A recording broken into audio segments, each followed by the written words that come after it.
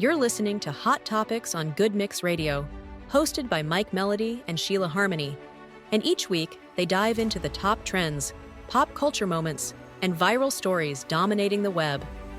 They unpack the chaos with humor, sharp takes, and insights you won't find anywhere else.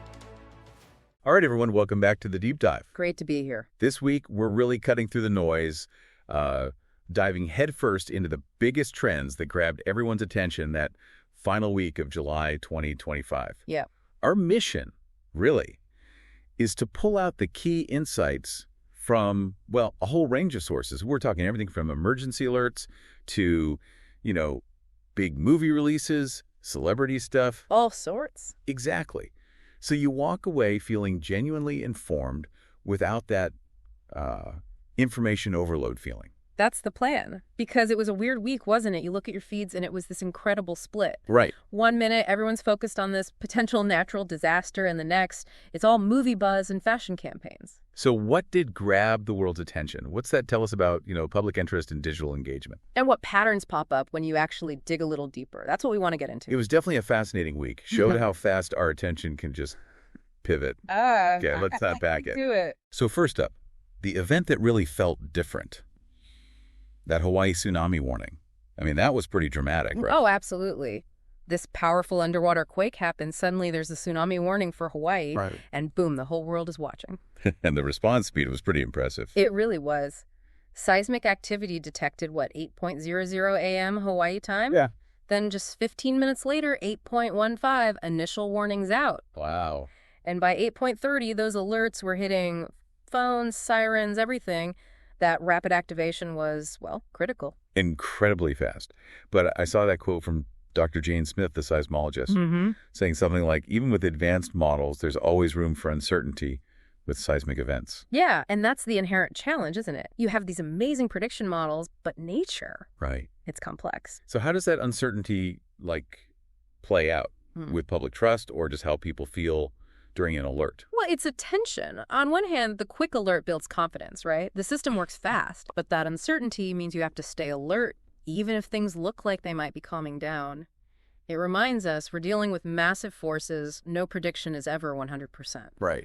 And the public needs to understand that, be resilient. And, this isn't the first time the Pacific has seen this kind of scare. No, it definitely brings back memories. Yeah.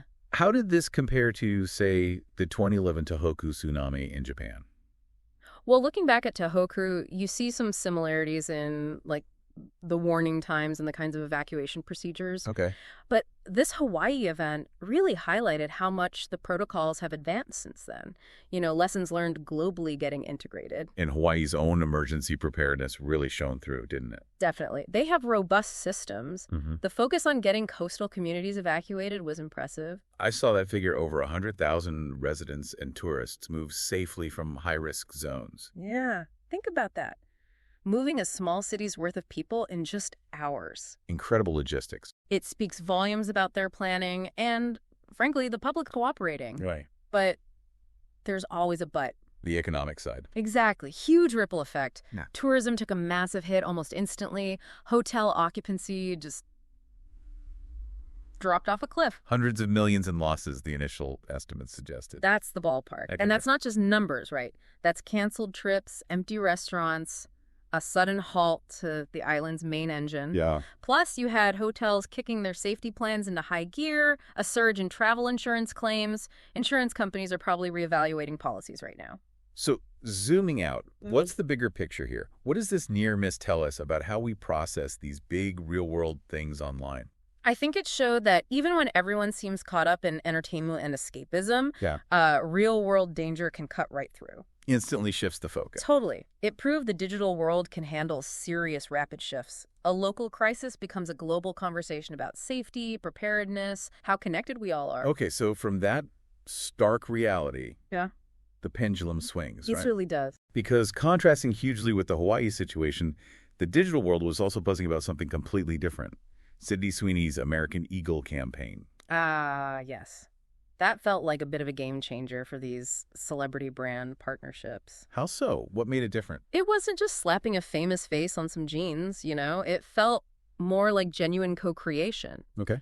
The whole concept was about youthful energy, self-expression, and Sweeney actually had creative input. It gave the whole thing a fresher, more modern vibe that really landed. In the actual clothes. Yeah. What was smart about the collection itself? Very smart. Exclusive stuff, designed with her input, trendy tops, denim, the works. But the pricing was key, mostly like $20 to $50. Accessible. Exactly. Made it easy for her fans to buy them. Plus, things like limited edition graphic tees, those denim jackets. They also wove in some sustainable materials and collaborated with up-and-coming designers. Ticking those boxes consumers care about now. Right. Sustainability, unique designs. It hit the mark. But the real story here, maybe, was the digital engagement. It just exploded online. Oh, completely. A total powerhouse. The numbers were wild. Over 5 million engagements just on Instagram. 5 million. American Eagle got a 20% bump in followers and just tons of user-generated content, people styling the clothes, talking about it. It went properly viral. People weren't just looking, they were like participating. Precisely. And that online buzz wasn't just chatter. It had real-world impact. Like the stock price? Yep. American Eagle stock saw a nice little uptick after the launch, and crucially, sales among Gen Z shot up by 30%. 30. That really shows Sweeney's influence with that demographic. Undeniable. And you can bet competitors noticed. Reports are already swirling about other brands planning similar, deeper collaborations. So it could actually shift how fashion marketing works. It signals a move towards that, yeah. Less endorsement, more authentic partnership. So what's the takeaway on influencer marketing from this? How are celebs changing things? I think this campaign really shows it's less about just being famous and more about genuine creative involvement. Sweeney wasn't just a model. She was positioned as a creative director. Right. And that authenticity is exactly what Gen Z values. They see through the superficial stuff. That connection drove the loyalty, the engagement, the sales. Okay, so from fashion campaigns driven by authentic connection, our attention also snaps easily to, well, meticulously built fictional worlds. The Hollywood machine. Exactly. And speaking of phenomena, Marvel dropped a huge one. The Fantastic Four. First steps. This wasn't just another superhero movie launch, was it? No, this felt like a big moment, a defining one maybe. The opening weekend numbers were massive. How massive? Over $150 million globally. About 40% from the US, 25% from China, the rest international. That's a really strong, broad start for a new take on this team. Especially for the Fantastic Four, which has had a tricky history on screen. Very tricky. And it wasn't just box office. The reception was genuinely positive. Yeah, I saw the Rotten Tomatoes score, 82% fresh. 82. And audience scores were great, too, like 4.5 out of 5 stars average. For Marvel launching this particular property that's not just good, it's kind of exceptional. It finally nailed it. Feels like it. What's interesting is how it stood out. The storytelling, the character intros. It balanced the action and humor people expect from Marvel, but added something new, something that really resonated with this specific team. Okay, but let's be real. The thing that really broke the internet Oh, yeah. was that post-credits scene. Had to be. That's what everyone was frantically typing about. So what happened? What was the big deal? Well, first, it introduced a major new character played by a very well-known actor, Ooh, okay. Didn't see that coming. which instantly created huge implications for the whole MCU timeline going forward. Like, it fundamentally shifts things. And it wasn't just a random drop-in. No, not at all. It apparently pulls directly from some specific fan-favorite comic book storylines. Ah, the deep cuts. Fans love that. They go wild for it. And they did. Twitter, Reddit, everywhere just exploded.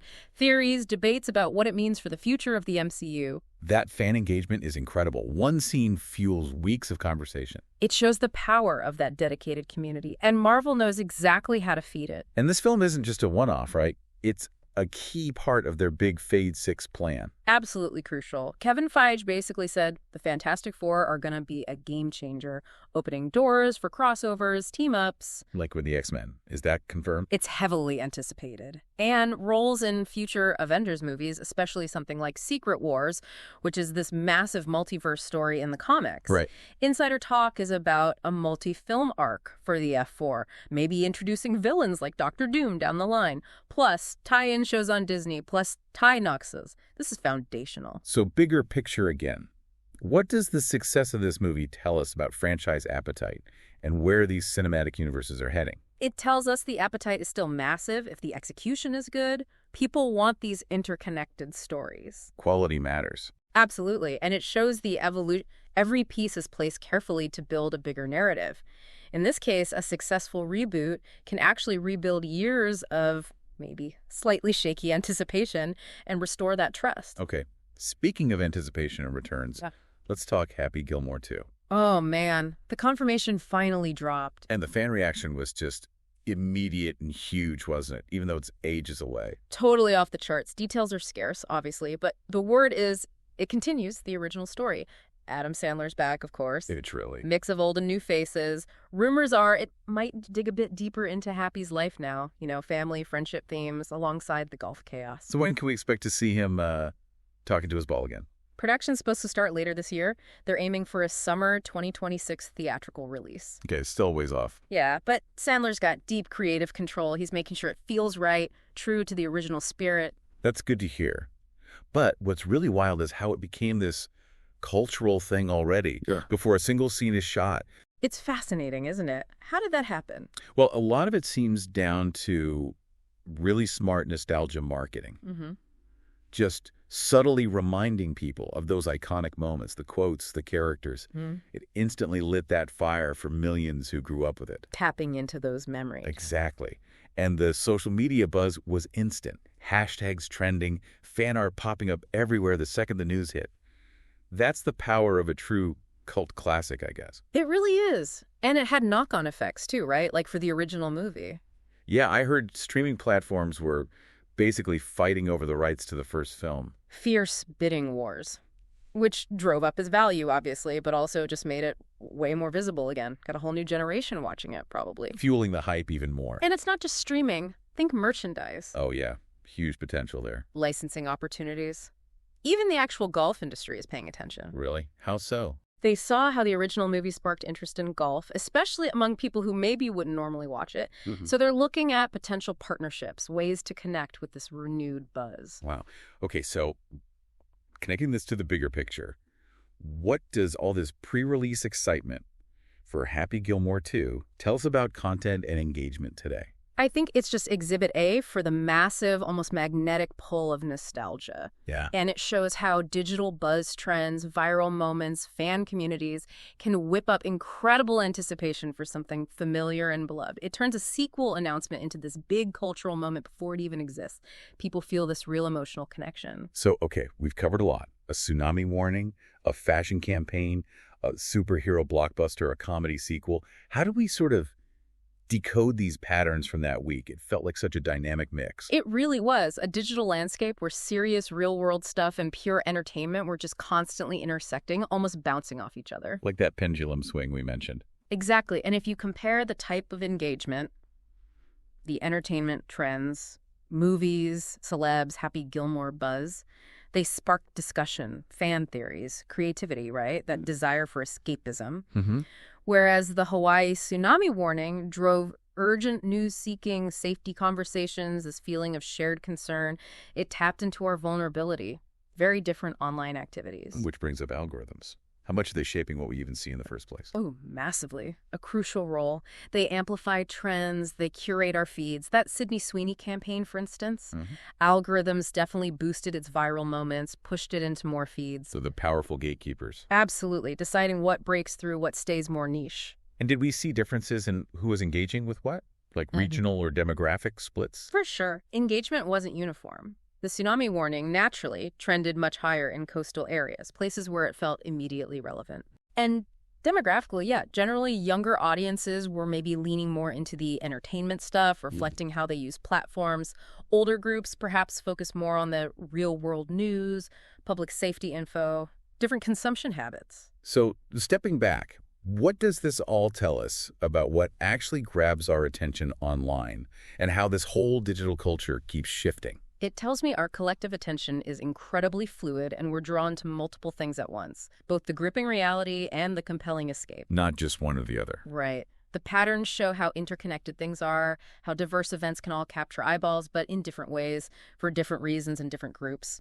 It's this constant dance between what we feel we need to know and what we want to experience or talk about. So wrapping up this deep dive, it's kind of amazing looking back at just that 1 week in late July 2025. The sheer range. Incredible diversity.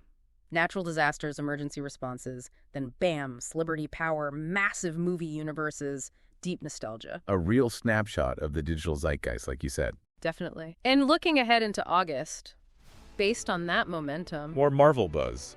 seems likely. The entertainment side, especially with the Fantastic Four success, will probably keep driving a lot of conversation, more theories, more interest in related content. It feeds itself. It really is this constantly evolving landscape, isn't it? Makes you think about that complex web reel events, planned campaigns, algorithms, all shaping what captures our collective attention. And defining digital culture as it happens. So the question for you listening is, what's going to be the next unexpected collision of these forces? And maybe, just maybe, how can you spot it coming?